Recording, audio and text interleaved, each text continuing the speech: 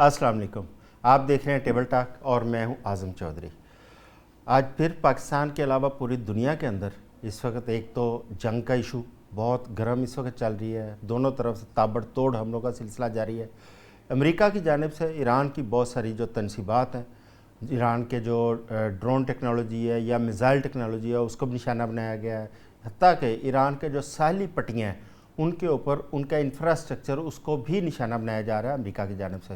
جبکہ ایران کی جانب سے امریکہ کے جو الائی ممالک ہیں جن میں اردن ہے، بحرین ہے، کویت ہے، ان کے اندر جو امریکہ کے اڈے ہیں، امریکہ کی تنصیبات ہیں، ایران ان کو نشانہ بنا رہا ہے۔ اور دوسری جانب آپ نے ہرمز بند ہونے کی وجہ سے پوری دنیا کے اندر ایک دفعہ پھر معاشی دباؤ نظر آ رہا ہے، تیل کی قیمتیں پھر آسمان کو چھو رہی ہیں۔ اس کے ساتھ ساتھ ہم ڈسکس کریں گے کہ پاکستان کے اندر جو تیل کی قیمتوں میں ایک اتار چڑھاؤ آ رہا ہے اور جس طرح حکومت تیل کی قیمتوں کا تعین کر رہی ہے، کیا وہ پاکستان کے لیے فائدہ مند ہے یا مزید نقصان دہ ہے؟ اور سب سے امپورٹنٹ، کشمیر کے اندر انتخابات ہونے جا رہے ہیں، ایک جانب وہاں پہ دھرنے چل رہے ہیں اور وہاں پہ لوگ پروٹیسٹ کر رہے ہیں، سڑکیں بند ہیں، انٹرنیٹ بند ہے، خوراک تک نہیں جا رہی، دوسری جانب وہاں پہ انتخابی مہم عروج پر ہے اور میاں نواز شریف اور بلاول بھٹو زرداری اس وقت آمنے سامنے نظر آ رہے ہیں، دونوں رہنماؤں کے درمیان نوک جھونک چل رہی ہے، دونوں ایک دوسرے پر تنقید کرتے ہوئے نظر آ رہے ہیں۔ کیا یہ تنقید حقیقی ہے یا نورا کشتی ہے؟ اس پہ بھی ہم بات کرتے ہیں۔ ہمیں جوائن کیا اسٹوڈیو میں ہمارے ساتھ موجود ہیں انٹرنیشنل افیئرز اور اکانومی کے اوپر ایکسپرٹ ہیں جناب ڈاکٹر قیس اسلم صاحب۔ ویڈیو لنک پہ ہمیں جوائن کیا ہے بریگیڈیئر فاروق حمید صاحب ہمارے ساتھ ہیں جو کہ دفاعی تجزیہ کار ہیں، بین الاقوامی امور کے اوپر بھی خاصی دسترس رکھتے ہیں۔ ان کے ساتھ ساتھ ڈاکٹر عرفان فانی صاحب ہیں، وہ بھی انٹرنیشنل افیئرز کے ایکسپرٹ ہیں، انہوں نے بھی ہمیں جوائن کیا۔ اور ان کے ساتھ ساتھ ہمیں جوائن کریں گے اظہر صدیق صاحب، تحریک انصاف سے ان کا تعلق ہے، سینئر وکیل ہیں اور وہ پاکستان کی اندرونی سیاست اور ایران کے معاملات کے اوپر ان کی خاصی توجہ ہوتی ہے۔ اور ہمیں مسلم لیگ نون سے ان کے رہنما نثار احمد چیمہ صاحب، وہ بھی ہمیں جوائن کریں گے۔ سب سے پہلے میں بریگیڈیئر صاحب آپ کی جانب آتا ہوں۔ یہ ایران اور امریکہ کی جنگ، یہ کبھی تو لگتا تھا کہ یہ جنگ رک جائے گی، دونوں ممالک کے درمیان ایک ایم او یو سائن ہو گیا، 14 پوائنٹس کے اوپر متفق نظر آئے، پاکستان اور قطر کا جو ایک کردار تھا وہ بھی دنیا نے دیکھا، لیکن اس کے بعد ایک دفعہ پھر جنگ کا سلسلہ شروع ہوتا ہے۔ اور اب تو جو محسوس ہو رہا ہے، جو نظر آ رہا ہے، یہ جنگ پھیلتی ہوئی نظر آ رہی ہے۔ اس کو اب سمیٹنے کے لیے وہ جو آربیٹریٹرز ہے پاکستان یا قطر، وہ بھی اس طرح ہمیں متحرک نظر نہیں آ رہے۔ اب ہمیں نظر آ رہے ہیں عراق اور اس کے ساتھ ساتھ عمان جو مسالت کی اس وقت پیشکش کر رہے ہیں ایران کو۔ یہ کس طرف جا رہی ہیں چیزیں؟ آپ کا کیا تجزیہ ہے کہ یہ جنگ جو ہے یہ واقعی طول پکڑے گی اور کب تک طول پکڑ سکتی ہے، کہاں تک جا سکتی ہے یہ؟ بسم اللہ الرحمن الرحیم، بہت شکریہ اعظم چودھری بھائی۔ دیکھیں، بہت ہی گمبھیر صورتحال ہو گئی ہے خطے کے لیے اینڈ ان پرٹیکولر اور دی ورلڈ ان جنرل، اور پھر ظاہری بات ہے اس کے پاکستان پہ بھی ایفیکٹس جو ہیں وہ آ رہے ہیں، خاص کر میں تیل کی قیمتیں وغیرہ جو آگے ہم بات کریں گے۔ دیکھیں، یہ آپ کی بات صحیح ہے کہ پاکستان کی طرف سے وہ جو ایک روایتی گرم جوشی اور ایک وہ معاملہ جو ہے ہمیں زیادہ نظر نہیں آتا، گو کہ خبر یہی ہے کہ پاکستان نے کہا کہ ہم تیار ہیں، جب آپ ہمیں کہیں گے وی ول پٹ ان آور بیسٹ، اور جس طرح ہم نے محنت کی تھی ایمانداری سنسیئرٹی سے ایم او یو میں، تو اگر آپ ہماری ضرورت ہے تو ہم حاضر ہیں۔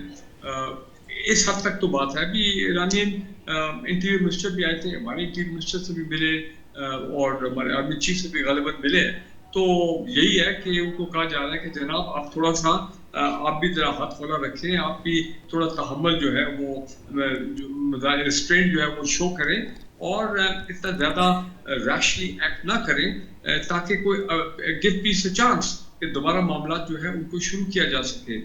لیکن جو امریکہ کی طرف سے یہ بات بڑی واضح ہے کہ 2 ہفتے ہو گئے ہیں، وہ تو حملے روک ہی نہیں رہے اور اعلان کر کے وہ حملے کرتے ہیں کہ جی آج رات ہم یہ تباہی مچائیں گے، آج رات ہم ان ٹارگٹس کو اپنا ٹارگٹ کریں گے، ان پہ حملے کریں گے، انفراسٹرکچر ہو گیا، میزائل ان کے ڈیپوز ہو گئے وغیرہ، اور پھر اسی طرح ہی اسی سے زیادہ میں کہوں گا گرم جوشی میں اور مزاحمت والی اپروچ سے وہ ایرانین جو ہیں وہ ریئیکٹ کر رہے ہیں. وہ کہتا ہے سوال ہی نہیں پیدا ہوتا, ہمیں کوئی شوق نہیں ہے کہ ہم کوئی اپنا ایگریمنٹ کریں یا کچھ ایسا کریں.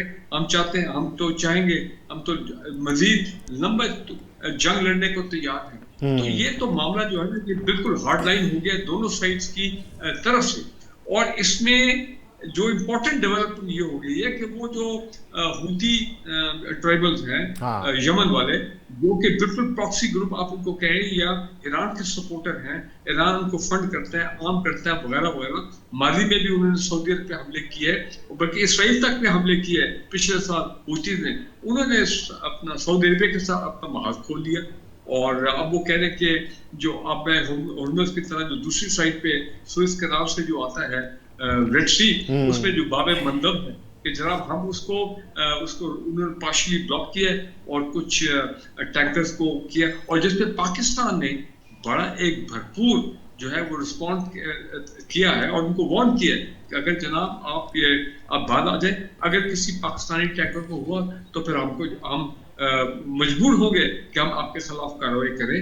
تو یہ میں سمجھتا ہوں کہ یہ جو روگ ایلیمنٹس ہیں, چاہے وہ امریکہ میں ہوں چاہے وہ اسرائیل میں ہوں, اب اگر وہ کچھ شرارت کرتے ہیں اور کسی پاکستانی شپ پہ اگر وہ حملہ کرتے ہیں, فالس فلیگ جس کو آپ کہتے ہیں, اور بلیم ڈالیں گے کہ جی یہ ایرانین نے کر دیا یا ہوتی نے کر دیا, اور اگر پاکستان اس میں بیچ میں آ گیا, جو کہ ایرانین نے کہا ہے کہ ہوتیز کے خلاف جو ہے ہم کسی قسم کی جارحیت جو ہے بریڈر صاحب ایسی ایک دو چیزیں ایگزامپل سامنے آئی ہیں. کچھ حملے ایسے ہوئے ہیں جس میں لاسٹ جو آخری جو جہازوں کے اوپر آپ نے ہرمز میں حملے ہوئے تھے, اس میں ایران کا موقف یہ ہے کہ انہوں نے قطر کے جہازوں پر حملے نہیں کیے تھے, لیکن باقی امریکہ کی جانب سے یہی کا اصرار کیا جا رہا ہے کہ ایران نے حملے کیے تھے.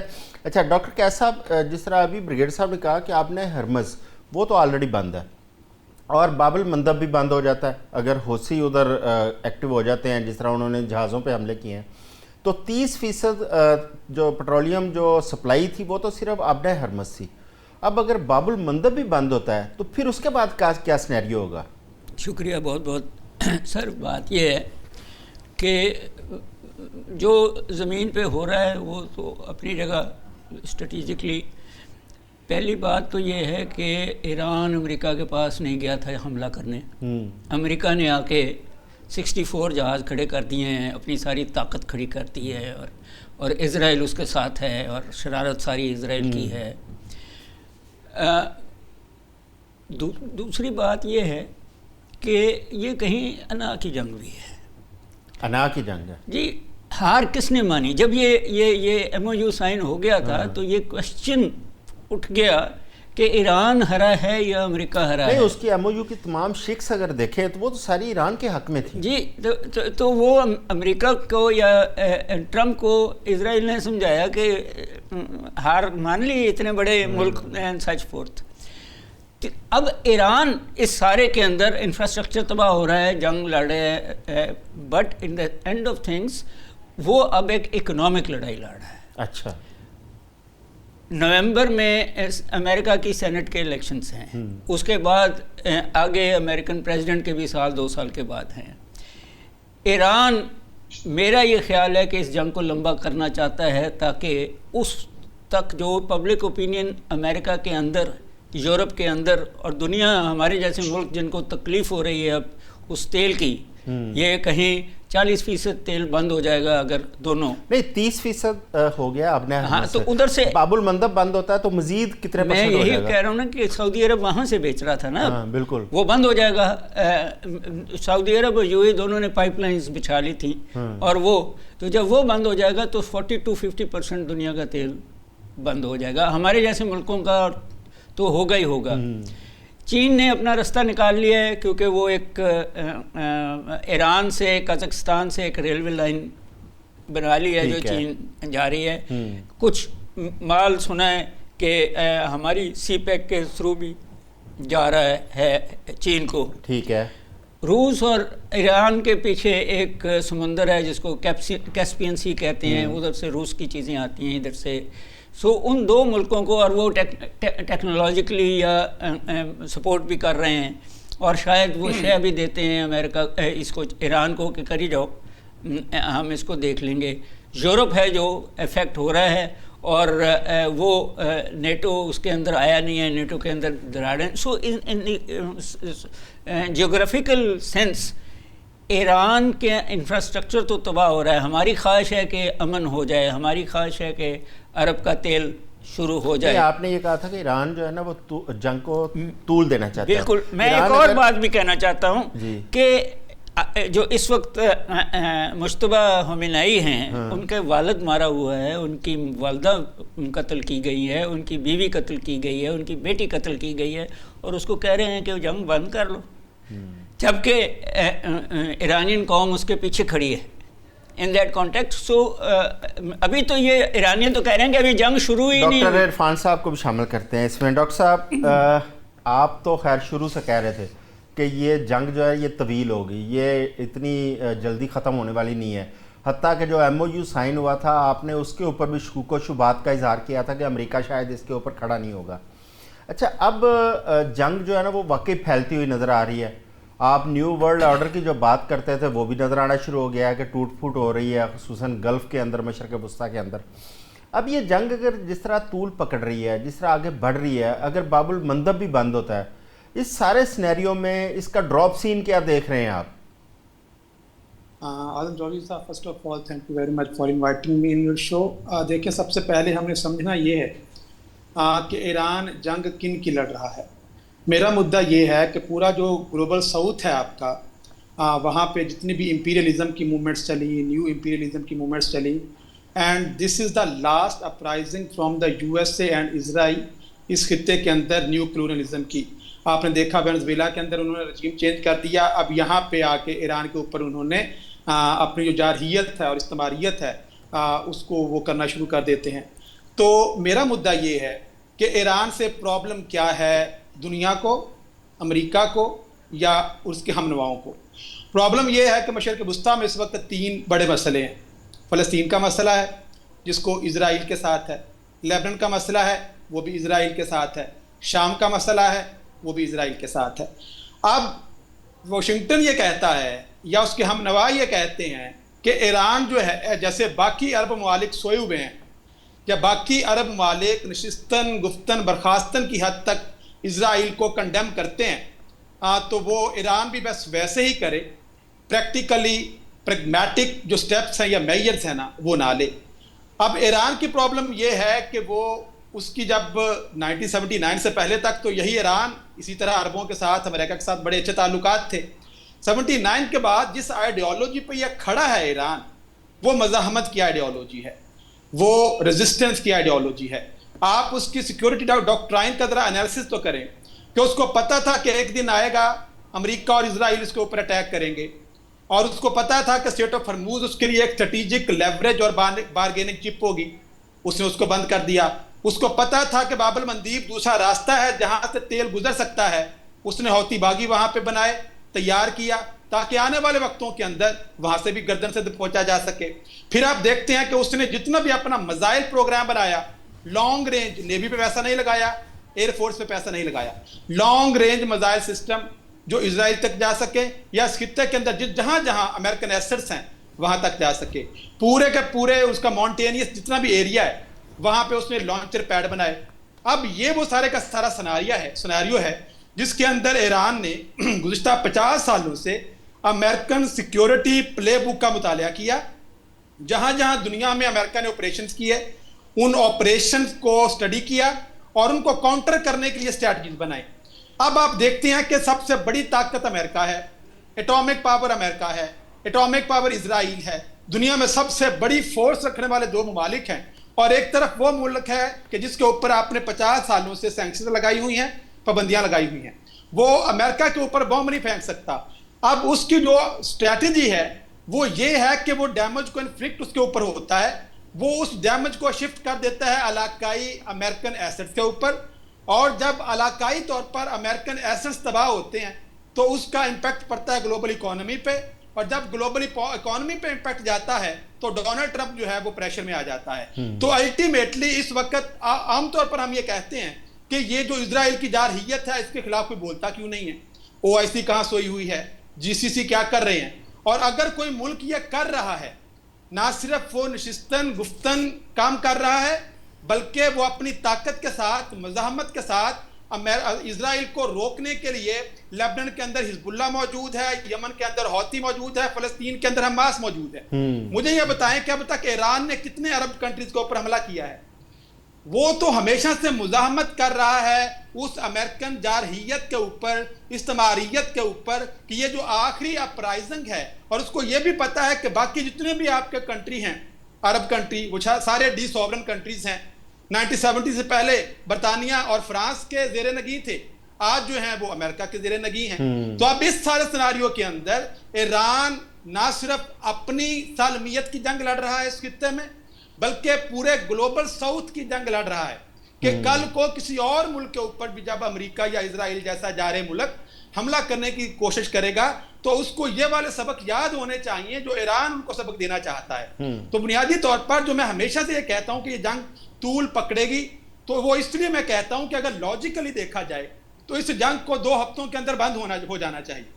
لاجک یہ ڈیمانڈ کرتی ہے, ریشنلزم یہ ڈیمانڈ کرتا ہے کہ گلوبل اکانومی کے اوپر امپیکٹ پڑ رہا ہے اور دنیا کی اکانومی کولیپس کر رہی ہے اور جنگ کو الٹیمیٹلی ختم ہونا ہے. لیکن مصیبت یہ ہے کہ جس لاجک کی ہم بات کرتے ہیں, اگر لیڈرز جو ہیں وہ لاجیکل نہیں ہیں. ڈونلڈ ٹرمپ ایک ایگریمنٹ کرتا ہے سعودی عربیہ کے ساتھ, سول نیوکلیئر ایگریمنٹ. اچھا, وہی سول نیوکلیئر ایگریمنٹ ایران آپ سے ڈیمانڈ کرتا ہے, تو آپ کہتے ہیں کہ ہم آپ کے اوپر سینکشنز لگائیں گے اگر آپ نے نیوکلیئر انرچ کرنے کی کوشش کی. اور سعودی عربیہ کو آپ خود انوائٹ کر رہے ہیں کہ چلیں جی میرے ساتھ ڈیل کریں. اگلے دن ہی آپ ڈیل کے بعد کہتے ہیں کہ دیکھو ابراہم اکارڈ کا حصہ بن جاؤ ورنہ یہ ڈیل ہم ختم کر دیں گے. اور بھائی کل تک تو آپ کی باتوں کے اوپر دنیا یقین نہیں کر رہی تھی, اب آپ کے دستخط کے اوپر بھی دنیا یقین نہیں کرے گی. کریڈیبلٹی اب آپ کی رہ کیا گئی ہے کہ آپ ایک ٹویٹ کرتے ہیں اور آپ کو یہ ایران کا یہی عدم اعتماد تھا کہ امریکہ جب بھی ماضی کے اندر اس نے کوئی معاہدے کیے ہیں یا یونائٹڈ نیشن کے اندر اگر وہ قرارداد آئی ہے, اس کے علاوہ دوحہ کے اندر جو مذاکرات ہیں, امریکہ نے اپنے تمام وعدے توڑے ہیں. جو بھی انہوں نے عہد کیے وہ انہوں نے اس کو پورا نہیں کیا. اظہر صدیق صاحب, ایران اور امریکہ جنگ اس کے اندر اب جس طرح پھیل رہی ہے, اب نظر آ رہا ہے کہ ایک تو پاکستان اس طرح ہمیں متحرک اس وقت نظر نہیں آ رہا جس طرح پاکستان ان کے اندر آربیٹریشن کے لیے پہلے کوشش کرتا رہا. اچھا, اس کی کیا وجہ ہو سکتی ہے؟ ایک تو اس پر روشنی ڈالیے گا. دوسرا, یہ حوثیز والا معاملہ بڑا امپورٹنٹ ہے کہ انہوں نے جب سعودی عرب کے جہازوں پر حملہ کیا تو پاکستان کا ایک سیکیورٹی پیکٹ ہے سعودی عرب کے ساتھ, اور پاکستان کے پرائم منسٹر نے محمد بن سلمان صاحب کو فون بھی کیا اس پہ. کیا ایسا ممکن ہے کہ پاکستان کو بھی اس جنگ کے اندر گھسیٹ لیا جائے؟ اظہر صاحب آپ کی آواز نہیں آ رہی, ان میوٹ کریں. جی اب آ رہی ہے آواز؟ جی آ رہی ہے. ناظم جوئی صاحب, میں آج سے یہ بات نہیں کر رہا, میں پچھلے اپریل سے بات کہہ رہا ہوں کہ ستمبر ہوگا, نومبر کے بعد حالات بدلیں گے. دیکھیں میں کلیئرٹی کے ساتھ آپ بتا دوں کہ جب سعودی عرب کے ساتھ ہمارا پیکٹ ہو رہا تھا تو میں نے اس وقت ایک بات کہی تھی کہ اگر اس پر امریکہ نے اعتراضات اٹھائے تو اس کا مطلب ہے یہ کچھ سیریس ایشو ہے. اگر امریکہ نے اس پہ اعتراضات نہ اٹھائے تو اس کا ایجنڈا کچھ اور ہے. اچھا, اس سے آگے آ جائے. پھر جب ابراہیم اکارڈ ہو رہا تھا تو میں نے اس وقت بھی کہا تھا کہ یہ غزہ کا مسئلہ الجھانے کی کوشش کر رہے ہیں. اچھا, اس کی بنیاد بھی میں اتنا کلیئر ہوں اس حوالے سے, وجہ کیا ہے؟ میں مسلمان ہوں, جسے قرآن اور احادیث پہ یقین نہیں ہے تو وہ کیا انسان رہ سکے گا؟ سورہ مائدہ اگر پڑھ لیں اور 51 نمبر آیت ہے, یہود و نصارہ کسی کے دوست نہیں ہو سکتے. یہود زائنسٹ, نصارہ کرسچنز کی بات ہو رہی ہے, کرسچینٹی کی. یہ ہمارے نارمل نہیں, یہ بات ہو رہی ہے یعنی اصولی طور کے اوپر ان قوموں کے حوالے سے. اور جو ان سے دوستی کرے گا وہ انہی میں سے ہوگا. یہ میں نہیں کہہ رہا, رب پاک نے فرمایا. تو ہم تو وائلیٹ کرتے ہیں. اور جو ایران جو ہے, ایران ہم سے زیادہ قرآن مجید پہ عمل کرتا ہے. وہ رب کی دی ہوئی چیزوں پہ ہم سے زیادہ اس پہ عمل درآمد, اور وہ لڑ رہا ہے. یعنی ہم نے تو کچھ برداشت ہی نہیں کیا جتنا کہ اس نے برداشت کیا ہے. اس کی ہمت ہے, قربانیاں دی ہیں. ہم نے تو چلے ہم کر رہے تھے آپس میں صلح صفائی کی, ایک بڑی اچھی کوشش اور کاوش تھی, لیکن مجھے تو پتا تھا کہ صلح صفائی کا ایشو نہیں ہے. وہ ایک ایجنڈے کے تحت آئے ہیں, وہ ایک ٹیسٹر لے کر آئے تھے کہ وہ چاہ کیا رہے ہیں, وہ اسٹیٹ آف ہرمز کو کنٹرول چاہ رہے ہیں. یعنی اگر ایران کو ڈومینیٹ کرنا ہے, اگر ایران کو پکڑنا ہے یا پوری مسلم امت کو پکڑنا ہے تو وہ اسٹیٹ اور ہرمز ایسی ایک جگہ ہے کہ جو کل مسائل پیدا کرے گی ان کے لیے. تو وہ, اور دیکھیں زمینی حملے پر جب وہ افغانستان سے نکل گئے تھے تو میں نے اس وقت کہا تھا کہ بہت بڑا کام ہوا ہے. اگر آج امریکہ افغانستان کے اندر بیٹھا ہو رہا تو کوئی مشکل کام تھا چیزوں کو لے کر جانا اور اس طرح سے چیزوں کو سیٹل ڈاؤن کرنا. میں ان سب کو ذرا آرٹیکولیٹ کر کے آپ کے سامنے رکھنا چاہ رہا ہوں کہ ایران کو سمجھ ہے, اور اتنی سمجھ ہے اس کو اس بات کی, اسی لیے اس نے اتنا تو مانا اور تمام مسلمانوں کی بڑی عزت رکھی اس نے, پاکستان کی بڑی عزت رکھی اس نے, لیکن اس کو پریکٹیکلی چیزوں کا بہت تھا, وہ مقابلہ کرتا آیا ہوا تھا. اور اب بھی آگے اب تو کوئی ڈاؤٹ رہ نہیں گیا. اب دیکھیں نا سعودیہ کے ساتھ بڑے طریقے سے اپنا کانٹا پھینکا کہ جناب آپ آ جائیں, ہم آپ کو نیوکلیئر اس کے حوالے سے کوئی ٹیکنالوجی دیں گے, ایسا کریں گے. وہ دیر از نو فری لنچ, سوال ہی پیدا نہیں ہوتا ہے. اور یہ ہماری اور وجہ کیا ہے کہ جو آپ کی جو حکومت وقت ہے اس کا تجربہ کیا ہے, مجھے بتا دیں ان کا کیا تجربہ ہے. ان کو فوراً اس معاملے کے اندر ان کا اپنا کتنا بیٹھے ہیں, کتنے کی انہوں نے اس پہ مائنڈ بلوئنگ کی ہے, یا اپنا اس حوالے سے کتنے تھنک ٹینک والوں سے سوچا ہے, دیکھا ہے. نو ناٹ ایٹ آل. ٹھیک ہے اب جو کر رہے ہیں, اب یہ ایک تصویر کا ایک وہ پہلو ہے. اور دیکھیں جب کوئی بڑا معاملہ ہونا ہے تو وہ تو یہ بڑا قرآن مجید میں لکھا ہوا ہے. کب ہونا ہے کہ جب حضرت امام مہدی کا ظہور ہونا ہے, حضرت عیسیٰ علیہ السلام نے تشریف لانا ہے. میں دیکھیں میں پریکٹیکلٹی کو اور باقی چیزوں کو سامنے رکھ کے بتا رہا ہوں, وہ دور ابھی آیا نہیں ہے. یہاں جو مسئلہ ہے جو میں پہلے دن سے بات کر رہا ہوں کہ مسلم امت کو اکٹھے ہونا ہے, وہ ڈیوائڈ اینڈ رول کے پرنسپل پہ جا رہے ہیں. ابھی آپ دیکھ نہیں رہے, انہوں نے یہ ڈیوائڈ اینڈ رول کر دی ہے. یعنی ایران کو ایک طرف رکھ کے, سعودی عرب کو ایک طرف رکھ کے اب یہ لڑائی مسلمانوں میں آپس میں ڈال دی ہے. یعنی میں نہیں سمجھتا کہ ہوتیوں وغیرہ کو یہ جو کچھ کر رہے ہیں غلط کر رہے ہیں, لیکن ہمیں کنفیوژنز پیدا کی نا یوئی کے کانٹیکٹ سے, اور یہ ہم سمجھ نہیں پا رہے. یہ مسلم امہ میں اکٹھے ہوں بیٹھ کر اس سارے معاملے کو, اور پاکستان تو یاد رکھیے گا بچہ جو ہے وہ تو سعودی عرب کے ساتھ جائے گا. سوال ہی پیدا نہیں ہوتا کہ ہم میں سے کوئی ہو کہ ہمارے لیے مقدس زمین وہی ہے, ہم نے تو ان کے ساتھ چلنا ہے. لیکن یہاں ہوش کے ناخن لینے ہیں کہ اس کو ڈپلومیٹکلی کیسے آپ نے ہینڈل کرنا ہے, چیزوں کو کس طرح چیزوں کو لا کر حل کر سکے. اور وہ اس کی 3 وجہ ہے میں جو سمجھ رہا ہوں. ہم ابھی تک پارلیمان میں نہیں بیٹھے سارے معاملے پہ, میں آج سے نہیں بات کر رہا, بڑے ہماری پوری توجہ صرف عمران خان کو گرانے کے حوالے سے ہے. اس کے علاوہ ہمارا پورا فوکس ہی صرف اس بات کے اوپر ہے کہ اس طرح سے پاکستان تحریک انصاف کو ختم کر دے. وہ جو کرنا تھا کر لیا یار, ملا بھی کچھ نہیں ہے آپ کو. یاد ہو آپ نے بہت بڑے کو ٹارگٹ اچیو کر لی ہو, وہ بھی حاصل نہیں کر سکے. اور پاکستان ایک ایسی جگہ پر لا کر رکھا ہے کہ جہاں معیشت آپ نے تباہ کر دی ہے, گڈ گورننس ختم ہو گیا. کوئی ادارہ بتا دے کوئی اپنے طریقے کام کر رہا ہو نہیں. خدا را ٹائم ایک آ گیا ہے, اس پہ better sense prevail. Imran Khan صاحب سے ڈسکشن کریں, اس سارے معاملے کو پارلیمنٹ میں لے کر آئیں اور اس کی ایک لانگ ٹرم اسٹریٹجی طے کریں. تمام مسلم امت کو ایک بورڈ پر لے کر آئیں تو تب آلوچہ کا یہ آپ کو اظہر صاحب آپ نے طاقت سے اگر مقابلہ کرنا ہے تو بڑی امپورٹنٹ بات کی ہے یہ پارلیمنٹ والی. ڈاکٹر نثار احمد چیمہ صاحب ہمارے ساتھ ہیں. چیمہ صاحب, ابھی اظہر صاحب نے بات کی کہ جب غزہ کے اوپر حملے چل رہے تھے اس وقت غزہ پیس بورڈ بنایا گیا تھا اور اس پیس بورڈ میں پاکستان شامل تھا. اچھا, وہ معاملہ بھی پارلیمان کے اندر نہیں آیا تھا, نہ پارلیمان سے اس کی منظوری لی گئی. اس کے بعد ہم نے سعودی عرب کے ساتھ ڈیفنس پیکٹ کیا, اس میں بھی پارلیمان کو اعتماد میں نہیں لیا گیا. اس کے بعد ہم آربیٹریشن کرتے رہے ہیں دونوں فریقین کے مابین, ایران اور امریکہ کے. پارلیمان کو پھر بھی اس کے اندر شامل نہیں کیا گیا. کیا آپ سمجھتے ہیں کہ پارلیمان کو اس میں شامل نہیں ہونا چاہیے تھا یا ہونا چاہیے تھا؟ دوسرا, پاکستان کے اندر جو پیٹرولیم پرائسز جس طرح بڑھائی جا رہی ہیں اس کو کس طرح جسٹیفائی کیا جا سکتا ہے؟ دیکھیے, ایک تو غلط یہ ہے کہ ہماری جو انٹرنیشنل لیول پہ جو گڈ ول بنی یہ مفاہمت کے حوالے سے, مذاکرات شروع کروانے کے حوالے سے, کو سیز فائر کروانے کے حوالے سے, میں سمجھتا ہوں کہ اس کو قائم رہنا چاہیے. اس کو ہر قیمت اس کا تحفظ ہونا چاہیے کہ کبھی کبھی اس طرح کے موقع آتے ہیں. اور ہمیں اس وقت اگر یہ ہے کہ کوئی تلخی ہو رہی ہے ایران اور سعودی عرب کے درمیان, یا یہ ہے کہ یمن میں حوثی جو ہیں ان کے اور سعودی عرب کے درمیان, تو ہمیں یہ ہے کہ ان کے درمیان صلح اور مفاہمت کی کوشش ہونی چاہیے.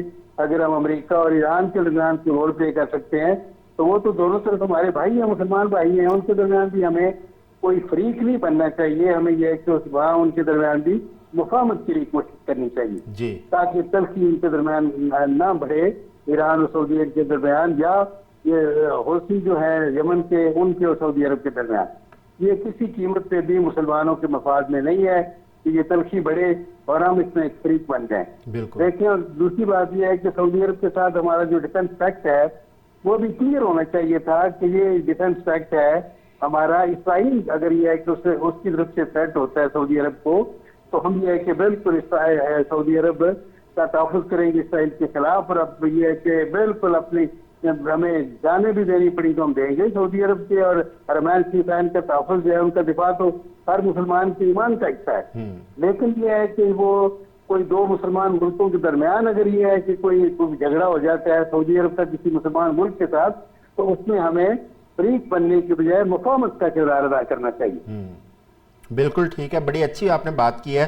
اور یہ بالکل اظہر صاحب آپ نے پوائنٹ ٹھیک اٹھایا تھا کہ یہ چیزیں پارلیمنٹ میں جانی چاہیے, اعتماد میں لینا چاہیے. اور پاکستان کو جس طرح دو فریقین کے مابین ابھی آربیٹریشن کے لیے پاکستان نے کردار ادا کیا, اس میں مسلمان ممالک کے مابین پاکستان کو زیادہ ذمہ داری کے ساتھ اپنا کردار ادا کرنے کی ضرورت ہے. جی یہاں پہ وقت ہوا ایک شارٹ بریک کا, ہمارے ساتھ رہیے, آتے ہیں تھوڑی دیر میں.